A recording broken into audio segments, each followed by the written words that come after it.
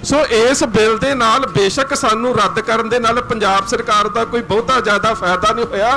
कम से कम असीं इह ते दस दित्ता है ना कि असीं केंद्र दे कानूनां दे खिलाफ लड़न दी समर्था रखदे हां। मेरे बहुत ही सत्कारयोग मुअज़्ज़िज़ हाज़रीन, आओ सब तो पहला गुरुदेव पातशाह दी बख्शिश मुकद्दस फतेह बुलंद करिए। प्यार सहित आखना जी वाहिगुरू जी का खालसा वाहिगुरू जी की फतेह। वैसे तो मैं इत्थे चौथी बार हाज़री भर रहा। स्टेज के उपर मंच तो संबोधित इस करके नहीं होया क्योंकि मेरी आदत है कि जेड़े बुलारे बाहरों बुलाए गए हुंदे ने उन्हां नूं वक़्त जरूर दिता जाए। असी तो दीपवीर जी नूं पता जिस दिन पहले दिन तो तुरे सी सारे एक टीम के मैंबर हाँ। सो मैं नहीं चाहता कि असी वो वक़्त जिहड़ा बाकी बुलारियां नूं जिहड़ा चाहिदा जिहड़े बाहरों साडे मेहमान आउंदे ने असी उन्हां दा वक़्त जिहड़ा वो लईए। गुरप्रीत वीर जी जिन्हां नूं असी गुरप्रीत घुग्गी दे नाम दे नाल जाणदे हां, इंग्लैंड विच सीगे जदों मैं इन्हां नूं फोन ते कहा, मैं कहा वीर जी किसानी संघर्ष दे विच, क्योंकि जदों असी कई वारी बैठदे हां ते गल्लां बड़ियां जटकियां करदे आ ते मैं क्या जटकियां गल्लां करन वाला अदाकार सानू नज़र नहीं आउण दिया किते। कहंदे मैं तो इंग्लैंड बैठा पर जिस दिन भी आया मैं उस दिन ही संघर्ष दे विच शामिल हो जाऊँगा। आके मैं इन्हां दा फोन नहीं सुन सकिया, इन्हां ने मैसेज छड्डिया कि मैं पंजाब आ गया ते कित्थे असी जाना है। मैं उस वेले क्या मैं क्या कि असी सारे शंभू बार्डर के उपर ही इकट्ठे होवांगे। खैर वीर जी ने बहुत वधिया तरीके दे नाल तुहानू सारे पंजाब की समस्या संघर्ष किवें लड़ना है, उस संघर्ष की नीति की होवे, किहड़े दिशा निर्देशों के उपर चलना है, वो सारा तुहाडे नाल साझा कीता है। मैं ज़्यादा करके इन्हां मंचां दे उपर इस करके भी नहीं बोलता कि असी जदों इतिहासक दृष्टिकोण तो वेखदे हां ते इतिहास ते बोलण वाले वक्त थोड़ा ज़्यादा लै जांदे हां, पर फिर भी मैं कुछ नुकते तुहाडे नाल जरूर साझे करदा हां। कई बारी जिहड़े कुछ वरतारे इतिहास दे विच वापरदे ने ना सानू वेखण नूं बड़े छोटे लगदे ने, पर उन्हां दी अहमियत जिहड़ी है ना वो वापर रहे वरतारे दे समय दे विच नहीं वेखी जांदी, उस वर्तमान दे विच नहीं वेखी जांदी, वो भविख दे विच नज़र आउंदी है। केंद्र सरकार ने किसानां दे खिलाफ जां किसान मारू बिल पास कर दिते, कानून बन गए। पंजाब सरकार ने उन्हां कानूनां दे विच रद्द करन दी जां अमेंडमेंट दी गल कीती। ये सारे बुलारियां नूं भी पता है ते रोज़ सुनने वालियां नूं भी पता है कि इहदे नाल कोई मसला हल नहीं होवेगा। हल इस करके नहीं होवेगा क्योंकि राज सरकार कहती है कि कोई भी प्राइवेट एजेंसी जेकर जिनस नूं खरीदेगी तो उन्होंने घट्टो घट्ट इन्ना समर्थन मुल जिहड़ा वो देना पवेगा। बई जदों सरकारी खरीद ही नहीं होवेगी तो जिहड़ियां प्राइवेट जां जिहड़ियां निजी एजेंसियां ने वो तुहानूं घट्टो घट्ट समर्थन मुल देणगे क्यों। दूजी गल कही गई है कि जेकर धक्के नाल उस तो घट जिहड़ी है खरीद करन दी कोशिश की जाएगी तो खरीददार नूं 3 साल कैद की जाएगी। मेरे वीरों मैं तुहानूं एक उदाहरण दिना है कि मध्य प्रदेश दे विच मक्की का जिहड़ा घट्टो घट्ट समर्थन मुल आ 1850 रुपया अज तो कुछ समा पहला मिथया गया ते जिहड़ियां उत्थों दीयां निजी कंपनियां सी उन्हां ने अमरीका तो 5000 मैट्रिक टन की मंगाउण दी इजाजत लई, वो उन्हां नूं 700 तो लैके 800 रुपया प्रति क्विंटल पई ते जिहड़े किसान सी उन्हां ने मुड़ के धक्के नाल थोड़ा अपनी घट्टो घट्ट समर्थन मिलते उन्हां को जबरदस्ती थोड़ा लई गई, उन्हां ने अपने आप ही फिर दे दित्ती, झगड़ा नहीं करना पिया। घर दे विच किन्ना कि चिर असीं फसल नूं रखांगे। सो ये जिहड़े कानून जिन्हां च अमेंडमेंट की जां रद्द करन दी गल कीती जा रही है ये किते भी किसान दे हितां दे विच सहाई नहीं होणगे, पर इहदे विचों एक आस दी किरण नज़र आउंदी है। मैं इतिहासक दृष्टिकोण तो तुहाडे नाल गल करदा हां। तुहाडे नेड़े जिस वेले बाबा बंदा सिंह बहादुर ने सरहंद नूं फतेह करना सी ना ते उस वेले सरदार बाज सिंह ने ते सरदार रतन सिंह ने बंदा सिंह बहादुर नूं एक गल कही, गल बड़ी प्यारी सी। कहंदे जथेदार साहब माझे वाले भी आ गए ने, मालवे वाले भी आ गए ने, जिथे जिथे हुक्मनामे भेजे गए सी जिन्हां दे विच लिखिया सी लेवन ते बदला तुरकन ते मोहे पठायो गुरु स्वैकर बंदा मार तुके कर ख्वार वजीदे देहों उजाड़ लटिहों सरंदा। जिथे जिथे हुक्मनामे गए सी लोग आ गए ने पर तुसी एक गल वेखो कि इन्हां दे विच बहुत सारे लोग वो भी ने जिहड़े लड़न वाले नहीं, जिहड़े लुੱਟ दी नीयत दे नाल इस संघर्ष दे विच शामिल होए ने। सारे लड़न वाले नहीं, कुछ लुੱਟ दी नीयत दे नाल भी शामिल होए ने। इन्हां नूं वखरे कर दईए। बंदा सिंह बहादुर कहंदा वखरे नहीं करने। कम से कम जो लुੱਟ के जाणगे ना, तो लुੱਟ के जाके पिंडां दे विच सुनेहा तां देणगे ना कि बंदा सिंह बहादुर ने सरहंद नूं उजाड़ दित्ता। सो इस बिल दे नाल बेशक सानू रद्द करन दे नाल पंजाब सरकार दा कोई बहुता ज्यादा फायदा नहीं होया। कम से कम असीं इह ते दस दित्ता है ना कि असीं केंद्र दे कानूनां दे खिलाफ लड़न दी समर्था रखदे हां। एक संदेश तां गया है ना कम से कम कि जेकर तुसीं सड़कां ते आ जांदे हो, जेकर तुसीं मैदाने जंग दे विच आ जांदे हो, ते ओह तुहाडी चाहे केंद्र दे विच बैठी धिर अस्तीफा दिंदी है जां फिर पंजाब दे विच बैठी धिर कहंदी है कि अस्तीफा जेब च पाया, उहनूं मजबूर तां तुसीं करदे हो जदों तुसीं सड़कां दे उपर आ जांदे हो।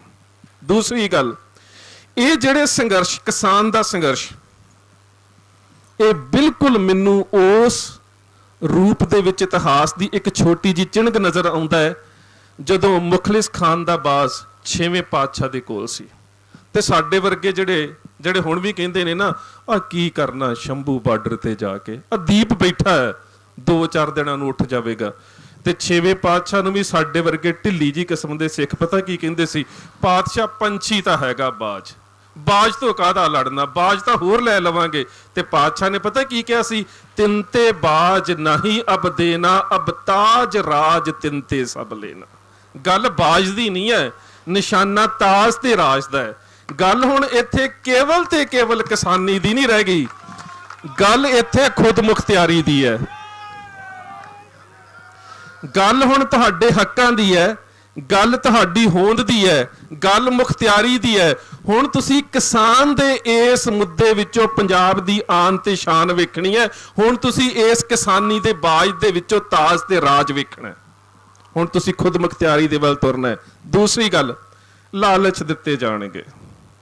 ਮੈਨੂੰ ਪਤਾ ਹੈ ਹਮੇਸ਼ਾ ਪੰਜਾਬ ਦੇ ਨਾਲ ਇਹ ਕੁਝ ਹੁੰਦਾ ਰਿਹਾ, ਰਾਜਨੀਤਿਕ ਧਿਰਾਂ ਜਿਹੜੀਆਂ ਨੇ ਉਹ ਵਿਕਦੀਆਂ ਰਹੀਆਂ ਨੇ, ਔਰ ਸਾਨੂੰ ਕਿਹਾ ਵੀ ਜਾਂਦਾ ਹੈ ਕਿ ਜਦੋਂ ਫਿਰ ਸਮਝੌਤੇ ਦੀ ਗੱਲ ਆਉਂਦੀ ਹੈ ਉਦੋਂ ਤੁਹਾਡੇ ਜਿਹੜੇ ਲੀਡਰ ਜਾ ਕੇ ਨੇ ਉਹ ਦਿੱਲੀ ਨਾਲ ਹੱਥ ਮਿਲਾ ਲੈਂਦੇ ਨੇ। ਪਰ ਜਿਹੜਾ ਆਹ ਵਾਲਾ ਧਰਨਾ ਹੈ ਨਾ, ਇਹਨੂੰ ਮੈਂ ਇਸ ਰੂਪ ਦੇ ਵਿੱਚ ਜ਼ਰੂਰ ਵੇਖਦਾ ਕਿ ਇਹਨੇ ਬਾਕੀ ਧਿਰਾਂ ਨੂੰ ਇਸ ਗੱਲ ਲਈ ਮਜਬੂਰ ਕਰ ਦਿੱਤਾ ਹੈ ਕਿ ਹੁਣ ਉਹ ਜਾ ਕੇ ਇਕੱਲੇ ਹੱਥ ਨਹੀਂ ਮਿਲਾ ਸਕਦੇ। ਇਹਦਾ ਇੱਕ ਫਾਇਦਾ ਹੈ ਸਭ ਤੋਂ ਵੱਡਾ, ਜਿਹੜਾ ਕਿ ਇਹ ਜਿਹੜਾ ਸ਼ੰਭੂ ਬਾਰਡਰ ਦੇ ਉੱਪਰ ਤੁਹਾਡਾ ਬੈਠਣਾ ਹੈ ਨਾ, ਇਹਨੇ ਬਾਕੀ ਸਾਰਿਆਂ ਦੇ ਉੱਪਰ ਇੱਕ ਪ੍ਰੈਸ਼ਰ ਗਰੁੱਪ ਬਣਾ ਦਿੱਤਾ, ਇੱਕ ਦਬਾਅ ਕਾਇਮ ਕਰ ਦਿੱਤਾ ਹੈ ਕਿ ਨਹੀਂ, ਇਹ ਜਾਗਰੂਕ ਲੋਕ ਬੈਠੇ ਨੇ, ਇਹ ਰੋਜ਼ ਸਾਨੂੰ ਸੰਬੋਧਿਤ ਹੁੰਦੇ ਨੇ। ਹੁਣ ਦਿੱਲੀ ਜਾ ਕੇ ਟੇਬਲ ਦੇ ਉੱਪਰ ਬੈਠ ਕੇ ਬਿਸਕੁਟ ਖਾ ਕੇ ਤੇ ਚਾਹ ਪੀ ਕੇ ਪੰਜਾਬ ਦੇ ਹਿੱਤ ਵੇਚੇ ਨਹੀਂ ਜਾਣੇ। ਹੁਣ ਪੰਜਾਬ ਦੇ ਲੋਕ ਜਾਗ ਚੁੱਕੇ ਨੇ। ਤੇ ਸੱਚ ਜਾਣਿਓ, ਇੱਕ ਗੱਲ ਨੂੰ ਹਮੇਸ਼ਾ ਯਾਦ ਰੱਖਿਓ, ਮੈਂ ਇਤਿਹਾਸਕ ਦ੍ਰਿਸ਼ਟੀਕੋਣ 'ਚ ਗੱਲਾਂ ਤਾਂ ਬਹੁਤ ਕਰਨਾ ਚਾਹੁੰਦਾ ਸੀ। ਗੁਰਪ੍ਰੀਤ ਵੀਰ ਜੀ ਨੇ ਜਾਣਾ, ਮੈਨੂੰ ਪਤਾ, ਇਹਨਾਂ ਨੂੰ ਬਹੁਤ ਚਿਰ ਬਿਠਾਇਆ ਤੇ ਮੈਂ ਤੇ ਵੀਰ ਜੀ ਨੂੰ ਕਿਹਾ ਸੀ ਮੈਨੂੰ ਟਾਈਮ ਨਾ ਦਿਓ, ਮੈਂ ਬਾਅਦ 'ਚ ਫਿਰ ਆ ਜਾਣਾ, ਜਦੋਂ ਤੁਸੀਂ ਕਹੋਗੇ ਮੈਂ ਹਾਜ਼ਰ ਹਾਂ। ਮੈਂ ਇੱਕ ਗੱਲ ਤੁਹਾਡੇ ਨਾਲ ਗੱਲ ਕਰਨਾ ਚਾਹੁੰਦਾ, ਅੱਜ ਤੁਹਾਡੀਆਂ ਫਸਲਾਂ ਜਿਹੜੀ ਪੰਜਾਬ ਸਰਕਾਰ ਨੇ ਵੀ ਗੱਲ ਕੀਤੀ ਹੈ ਨਾ, ਉਹਦੇ ਵਿੱਚ ਜਿਹੜੀ ਘੱਟੋ ਘੱਟ ਸਮਰਥਨ ਮੁੱਲ ਦੀ ਗੱਲ ਆਈ ਹੈ, ਕਣਕ ਤੇ ਝੋਨੇ ਦੀ ਆਈ ਹੈ। ਇਹ ਸਾਨੂੰ ਵੀ ਪਤਾ ਕਿ ਸਾਨੂੰ ਅਗਲੇ ਸਮੇਂ ਦੇ ਵਿੱਚ ਫਸਲ ਚੱਕਰ ਬਦਲਣਾ ਪੈਣਾ ਹੈ। ਕਣਕ ਤੇ ਝੋਨੇ ਦੋ ਫਸਲਾਂ ਦੇ ਉੱਪਰ ਜੇਕਰ ਘੱਟੋ ਘੱਟ ਸਮਰਥਨ ਮੁੱਲ ਦੀ ਆ ਵੀ ਜਾਵੇ ਗੱਲ, ਤੇ ਤਾਂ ਵੀ ਸਾਡੀਆਂ 22-23 ਜਿਹੜੀਆਂ ਫਸਲਾਂ ਨੇ, ਦਾਲਾਂ ਨੇ, ਜਿਹੜੀਆਂ ਹੋਰ ਚੀਜ਼ਾਂ ਨੇ, ਉਹ ਸਾਰੀਆਂ ਇਹਦੇ ਵਿੱਚੋਂ, ਇਸ ਲਿਸਟ ਚੋਂ, ਇਸ ਫਹਿਰਿਸਤ ਦੇ ਵਿੱਚੋਂ ਬਾਹਰ ਰਹਿ ਜਾਣਗੀਆਂ। ਤੁਹਾਨੂੰ ਪੰਜਾਬ ਨੂੰ ਸੰਭਾਲਣਾ ਪੈਣਾ, ਤੁਹਾਨੂੰ ਪੰਜਾਬ ਦੇ ਫਸਲ ਚੱਕਰ ਨੂੰ ਬਦਲਣਾ ਪੈਣਾ, ਤੇ ਖਾਸ ਕਰਕੇ ਜਿਹੜੀਆਂ ਸਾਡੀਆਂ ਬਾਹਰ ਬੈਠੀਆਂ ਸੰਸਥਾਵਾਂ ਨੇ, ਜਿਹੜੀਆਂ ਸਮਾਜ ਸੇਵਾ ਕਰਦੀਆਂ ਨੇ, ਉਹਨਾਂ ਨੂੰ ਪਹਿਲਾਂ ਪੰਜਾਬ ਦੇ ਵੱਲ ਵੇਖਣਾ ਪੈਣਾ, ਪਹਿਲਾਂ ਪੰਜਾਬ ਦੇ ਵੱਲ ਵੇਖਣਾ ਬੈਠਾ। ਇੱਕ ਦਿਨ ਮੈਂ ਬੈਠਾ ਸੀ, ਸਾਡੇ ਦੋਸਤ ਨੇ ਉਸਮਾਨ ਸਾਹਿਬ, ਉਹਨਾਂ ਨੇ ਇੱਕ ਬੜੀ ਗੱਲ ਸੱਲੱਲਾਹੁ ਅਲੈਹਿ ਵਸੱਲਮ ਮੁਹੰਮਦ ਸਾਹਿਬ ਦੇ ਬਾਰੇ ਉਹਨਾਂ ਨੇ ਹਦੀਸ ਦੇ ਵਿੱਚੋਂ ਕਹੀ ਕਿ ਇਸਲਾਮ ਦੇ ਵਿੱਚ ਇੱਕ ਗੱਲ ਕਹੀ ਜਾਂਦੀ ਹੈ ਕਿ ਜੇਕਰ ਤੇਰਾ ਭਰਾ ਭੁੱਖਾ ਹੈ ਤੇ ਗਵਾਂਢੀ ਨੂੰ ਦੇਣ ਦਾ ਕੋਈ ਫਾਇਦਾ ਨਹੀਂ, ਤੇ ਜੇਕਰ ਤੇਰਾ ਗਵਾਂਢੀ ਭੁੱਖਾ ਹੈ ਤੇ ਮਸਜਿਦ 'ਚ ਦੇਣ ਦਾ ਵੀ ਕੋਈ ਫਾਇਦਾ ਨਹੀਂ। ਹੁਣ ਜਿੰਨੀਆਂ ਸਾਡੀਆਂ NGOs ਨੇ, ਉਹਨਾਂ ਨੂੰ ਸੋਚਣਾ ਪਵੇਗਾ ਕਿ ਜੇਕਰ ਪੰਜਾਬ ਦਾ ਕਿਸਾਨ ਭੁੱਖਾ ਹੈ ਤੇ ਬਾਹਰ ਜਾ ਕੇ ਕੁਝ ਕਰਨ ਦਾ ਕੋਈ ਫਾਇਦਾ ਨਹੀਂ, ਤੇ ਜੇਕਰ ਹਿੰਦੁਸਤਾਨ ਦੇ ਵਿੱਚ ਕੋਈ ਇਨਸਾਨ ਭੁੱਖਾ ਹੈ ਤੇ ਸਾਨੂੰ ਵਿਦੇਸ਼ਾਂ 'ਚ ਜਾ ਕੇ ਕਰਨ ਦਾ ਕੁਝ ਫਾਇਦਾ ਨਹੀਂ। ਸਾਨੂੰ ਪਹਿਲਾਂ ਇਸ ਚੀਜ਼ ਦੇ ਬਾਰੇ ਵੇਖਣਾ ਪਵੇਗਾ, ਕਿਉਂਕਿ ਇਹ ਉਹ ਧਰਤੀ ਹੈ। ਗੁਰੂ ਸਾਹਿਬ ਤੁਸੀਂ ਤਾਂ ਕੇਵਲ ਇਹ ਕਹਿ ਰਹੇ ਹੋ ਨਾ ਕਿ ਫਸਲ ਦਾ ਘੱਟ ਮੁੱਲ ਮਿਲ ਰਿਹਾ ਹੈ, ਤੇ ਦੂਜੇ ਬੰਨੇ ਦਿੱਲੀ ਦੀ ਹਕੂਮਤ ਇਹ ਗੱਲ ਕਹਿ ਰਹੀ ਹੈ ਕਿ ਅਸੀਂ ਆਪਣੀ ਇਸ ਕਾਨੂੰਨ ਦੇ ਉੱਪਰ ਔਰ ਨੀਤੀ ਦੇ ਉੱਪਰ ਬਜ਼ੇਦ ਹੈ। ਉਹਨੂੰ ਸ਼ਾਇਦ ਸਾਡੀ ਜਿੱਦ ਦਾ ਨਹੀਂ ਪਤਾ, ਸਾਡੀ ਤਾਂ ਜਿੱਦ ਹੀ ਬੜੀ ਵੱਖਰੀ ਹੈ। ਜਿਵੇਂ ਇੱਕ ਸ਼ਾਇਰ ਨੇ ਬੜੀ ਪਿਆਰੀ ਗੱਲ ਲਿਖੀ ਹੈ ਨਾ, ਉਹ ਕਹਿੰਦਾ ਕਿ ਜਿਹੜੀਆਂ ਕੌਮਾਂ ਦੇ ਵਿੱਚ ਜੂਝਣ ਦਾ ਜਜ਼ਬਾ ਹੁੰਦਾ ਹੈ ਨਾ, ਉਹਨਾਂ ਦੇ ਵਿੱਚ मत पूछ मेरे सब्र की मुस्बत कहाँ तक है, सताकर देख ले जालिम तेरी ताकत कहाँ तक है, वो और होंगे जिन्हें मौत आ गई होगी, हमें तो देखना जे है कि तू जालिम कहाँ तक है। असी तो ਉਹ ਆ ਜਿਸ ਵੇਲੇ ਦਿੱਲੀ ਦੀ ਕੋਤਵਾਲੀ ਜਿੱਥੇ ਅੱਜ ਪਬਲਿਕ ਲਾਇਬ੍ਰੇਰੀ ਹੈ, ਉੱਥੇ ਸਰਬਰਾ ਖਾਨ ਦਾ ਜਲਾਦ ਤਲਵਾਰ ਕੱਢ ਕੇ ਬੈਠਾ ਸੀ। ਉਹਦੇ ਹੱਥ ਦੇ ਵਿੱਚ ਇੱਕ ਪਾਸੇ ਕਿਰਪਾਨ ਸੀ ਤੇ ਕਾਜ਼ੀ ਦੇ ਹੱਥ ਦੇ ਵਿੱਚ ਕੁਰਾਨ ਸੀ, ਤੇ ਸਿੱਖ ਨੂੰ ਕਿਹਾ ਜਾਂਦਾ ਸੀ ਜੇਕਰ ਦੀਨੇ ਇਸਲਾਮ ਕਬੂਲ ਕਰਨਾ ਹੈ ਤੇ ਕੁਰਾਨ ਵਾਲੇ ਪਾਸੇ ਚਲਾ ਜਾ, ਜੇਕਰ ਮੌਤ ਪ੍ਰਵਾਨ ਕਰਨੀ ਹੈ ਤੇ ਕਿਰਪਾਨ ਵਾਲੇ ਪਾਸੇ ਚਲਾ ਜਾ। ਇੱਕ ਗਿਆ, ਦੋ ਗਿਆ, ਤਿੰਨ ਗਏ, ਚਾਰ ਗਏ, ਪੰਜਵੇਂ ਥਾਂ ਤੇ ਬਜ਼ੁਰਗ ਬੈਠਾ ਸੀ, ਹੱਥ ਖੜਾ ਕਰ ਦਿੱਤਾ। ਕਹਿੰਦਾ ਕਾਜੀ ਸਾਹਿਬ 5 ਕਤਲ ਹੋ ਗਏ ਨੇ, ਹੁਣ ਮੇਰੀ ਇੱਕ ਮੰਗ ਪ੍ਰਵਾਨ ਕਰੋਗੇ? ਕਹਿੰਦਾ ਕੀ ਮੰਗ ਹੈ ਤੇਰੀ? ਮਕਤਲ ਦੇ ਵਿੱਚ ਜਦੋਂ ਸਾਹਮਣੇ ਸਿਰ ਲੱਥ ਰਹੇ ਹੋਣ ਨਾ, ਬੰਦੇ ਦੀ ਸਭ ਤੋਂ ਵੱਡੀ ਮੰਗ ਜ਼ਿੰਦਗੀ ਹੋ ਸਕਦੀ ਹੈ। ਕਹਿੰਦਾ ਕੀ ਮੰਗ ਹੈ ਤੁਹਾਡੀ?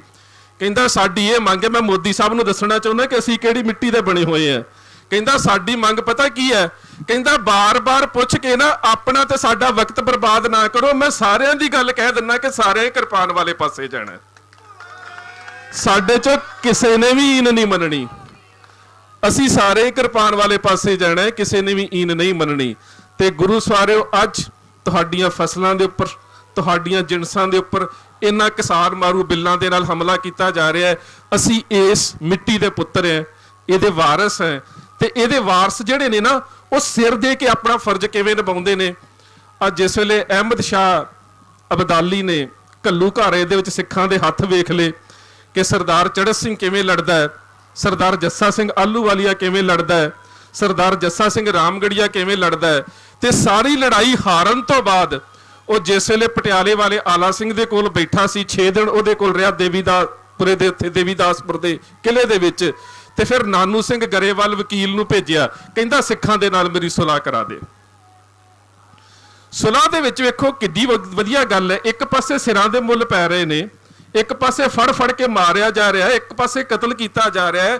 ਇੱਕ ਦਿਨ ਦੇ ਵਿੱਚ 40,000 ਸਿੱਖ ਕਤਲ ਹੋਇਆ, ਬੱਚਿਆਂ ਦੇ, ਬਜ਼ੁਰਗਾਂ ਦੇ, ਔਰਤਾਂ ਦੇ ਢੇਰ ਲੱਗੇ ਪਏ ਨੇ ਲਾਸ਼ਾਂ ਦੇ, ਤੇ ਉਹਦੇ ਬਾਵਜੂਦ ਸਿੱਖਾਂ ਨੂੰ ਰਾਜੀਨਾਮੇ ਦਾ ਸੁਨੇਹਾ ਭੇਜਿਆ ਜਾ ਰਿਹਾ। ਤੇ ਸੁਨੇਹਾ ਬੜਾ ਵਧੀਆ ਜੇ, ਉਹ ਕਹਿੰਦਾ ਕਿ ਸਿੱਖਾਂ ਨੂੰ ਕਹਿ ਮੇਰੀ ਅਧੀਨਗੀ ਪ੍ਰਵਾਨ ਕਰ ਲੈਣ, ਸਿੱਖਾਂ ਨੂੰ ਕਹਿ ਮੇਰੀ ਅਧੀਨਗੀ ਪ੍ਰਵਾਨ ਕਰ ਲੈਣ, ਸਿਰ ਬਚ ਸਕਦੇ ਨੇ, ਪਰਿਵਾਰ ਬਚ ਸਕਦੇ ਨੇ, ਸਭ ਕੁਝ ਬਚ ਸਕਦਾ ਹੈ। ਬਸ ਨਜ਼ਰਾਨੇ ਦੇ ਤੌਰ ਤੇ ਛਮਾਹੀ ਹਰ 6 ਮਹੀਨਿਆਂ ਦੇ ਬਾਅਦ ਮੈਨੂੰ ਥੋੜਾ ਜਿਹਾ ਬਾਜਰਾ, ਜਵਾਰ, ਮੋਠ, ਗਵਾਰਾ, ਜਿਹੜੀਆਂ ਉਦੋਂ ਪੰਜਾਬ 'ਚ ਫਸਲਾਂ ਹੁੰਦੀਆਂ ਸੀ, ਮੈਨੂੰ ਇਹ ਚੀਜ਼ਾਂ ਦੇ ਦਿਆ ਕਰਨ, ਰਾਜ ਬਚ ਸਕਦਾ ਹੈ। ਤੇ ਸੱਚ ਜਾਣਿਓ ਅਸੀਂ ਪੰਜਾਬ ਦੀ ਉਸ ਮਿੱਟੀ ਦੇ ਵਾਰਿਸ ਹੈ, ਪਰ ਇਸ ਗੱਲ ਨੂੰ ਲੱਭੇ ਹੋ ਕੇ ਸੋਚੀਏ ਤੇ ਸੌਦਾ ਤੇ ਬੜਾ ਸਸਤਾ ਹੈ ਨਾ, ਵੀ ਮੋਠ ਦੇ ਦਿਓ, ਬਾਜਰਾ ਦੇ ਦਿਓ, ਗਵਾਰਾ ਦੇ ਦਿਓ, ਮੱਕੀ ਦੇ ਦਿਓ, ਜਾਨ ਬਚਦੀ ਹੈ। ਪਰ ਸਿੱਖਾਂ ਦੇ 5 ਸਿੱਖ ਬੈਠੇ ਸੀ, 5 ਪਿਆਰਿਆਂ ਦੇ ਰੂਪ ਦੇ ਵਿੱਚ, ਸਰਦਾਰ ਜੱਸਾ ਸਿੰਘ ਆਹਲੂਵਾਲੀਆ, ਸਰਦਾਰ ਹਰੀ ਸਿੰਘ ਹੋਣੀ, ਸਰਦਾਰ ਚੜ੍ਹਤ ਸਿੰਘ, ਸਰਦਾਰ ਕਰਮ ਸਿੰਘ ਹੋਣੀ, ਇਹਨਾਂ ਸਾਰਿਆਂ ਨੇ ਸਲਾਹ ਮਸ਼ਵਰਾ ਕੀਤਾ। ਤੇ ਸਲਾਹ ਮਸ਼ਵਰਾ ਕਰਕੇ ਜਿਹੜਾ ਅਬਦਾਲੀ ਦੇ ਏਲਚੀ ਨੂੰ ਸੁਨੇਹਾ ਭੇਜਿਆ ਹੈ ਨਾ, ਉਹ ਸਰਦਾਰ ਸੋਹਣ ਸਿੰਘ ਸੀਤਲ ਨੇ ਕਵਿਤਾ ਦੇ ਵਿੱਚ ਲਿਖਿਆ, ਉਹ ਸਮਝ ਲਿਓ ਕਿ ਅੱਜ ਸਾਡਾ ਸੁਨੇਹਾ ਦਿੱਲੀ ਨੂੰ। ਉਹਨਾਂ ਨੇ ਪਤਾ ਕੀ ਕਿਹਾ ਸੀ? ਕਹਿੰਦੇ ਸਾਡੇ ਵੱਲੋਂ ਸ਼ਾਹ ਨੂੰ ਕਹਿ ਦੇਣਾ ਜਾ ਕੇ, ਮਿਲਾਂਗੇ ਉਸ ਨੂੰ ਰਣ ਵਿੱਚ ਹੱਥ ਤੇਗ ਵਿਖਾ ਕੇ, ਸ਼ਰਤਾਂ ਲਿਖਾਂਗੇ ਰੱਤ ਨਾਲ ਗੱਲ ਬੰਨੇ ਲਾ ਕੇ, ਤੇ ਫਿਰ ਤਕਦੀਰ ਲਿਖਾਂਗੇ ਤੇਗ ਨਾਲ, ਖੈਬਰ ਤੇ ਜਾ ਕੇ ਸ਼ਾਹ ਨਜਰਾਨੇ ਸਾਥੋਂ ਭਾਲਦਾ ਇਉਂ ਈਨ ਮਨਾ ਕੇ, ਪਰ ਸ਼ੇਰ ਨਾ ਜਿਉਂਦੇ ਸੀਤਲਾ ਨੱਕ ਦੱਥ ਪਵਾ ਕੇ। ਅਸੀਂ ਨੱਕ ਦੇ ਵਿੱਚ ਨੱਥ ਪਵਾ ਕੇ ਨਹੀਂ ਜੀਣਾ। ਗੋਡੇ ਟੇਕਣ ਦੇ ਨਾਲੋਂ ਇਹ ਪੰਜਾਬ ਦੀ ਮਿੱਟੀ ਦੇ ਵਾਰਿਸ ਸਿਰ ਲਹਾਉਣਾ ਤਾਂ ਕਬੂਲ ਕਰ ਸਕਦੇ ਆ, ਅਧੀਨਗੀ ਸਵੀਕਾਰ ਨਹੀਂ ਕਰਦੇ। ਸੋ ਇੰਨੀਆਂ ਕੁ ਬੇਨਤੀਆਂ ਪ੍ਰਵਾਨ। ਫਤਿਹ ਦੀ ਸਾਂਝ ਪਿਆਰ ਸਹਿਤ ਆਖਿਓ ਜੀ।